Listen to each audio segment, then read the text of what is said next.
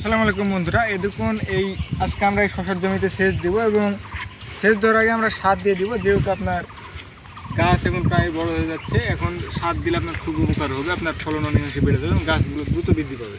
এই দেখুন আমরা এই প্রায় 5 কাঠা জমির জন্য টিএসপি সার নিয়েছি 2 কেজি এবং ডিএপি সার নিয়েছি 1 কেজি এবং পটাশ নিয়েছি 1 কেজি।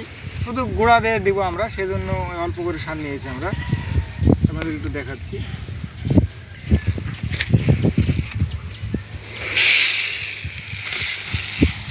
বন্ধুরা,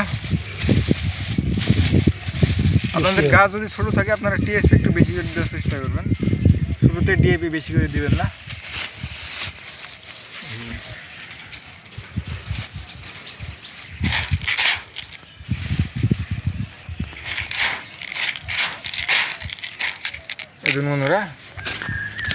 এখন বন্ধুরা এই গাছের অবস্থা মানে এইরকম,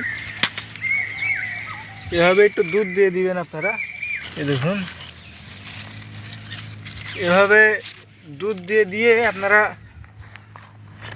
এই দেখুন এভাবে একটু মাটি আলগা করে দিবেন,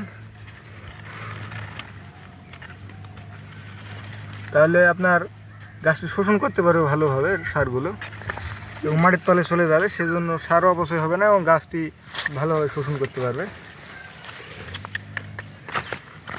এই দেখুন বন্ধুরা, আপনারা একটু দুধ দিয়ে দিবেন, গাছের গোড়ায় যাতে না পড়ে, দুধ দিয়ে দিলে আপনার শোষণ করতে পারবে। বেশি যদি কাছে দিয়ে ফেলেন আপনার ক্ষতি করবে, গাছ ফুলে দেওয়ার সম্ভাবনা থাকে। যেহেতু ডিএপি সার দেওয়া আছে সেজন্য আপনার একটু দূরে দেওয়ার চেষ্টা করবেন এবং এভাবে মাটিগুলো আলগা করে দেবেন একটু, তাহলে ইনশাল্লাহ খুব ভালো রেজাল্ট পাবেন, গাছগুলো শোষণ করতে পারবে খুব ভালোভাবে। এবং এভাবে দিয়ে আপনারা সেচ দিয়ে দিবেন, তাহলে ইনশাল্লাহ খুব ভালো রেজাল্ট পাবেন। আমরা এখন সেচ দিয়ে দেবো। এভাবে যদি দিতে পারেন আপনার গাছটি খুব ভালোভাবে শোষণ করতে পারবে এবং গাছটি দ্রুত বৃদ্ধি পেয়ে যাবে এবং দ্রুত ফলন চলে আসবে। সেজন্য আপনারা এভাবে ব্যবহার করবেন সারগুলো।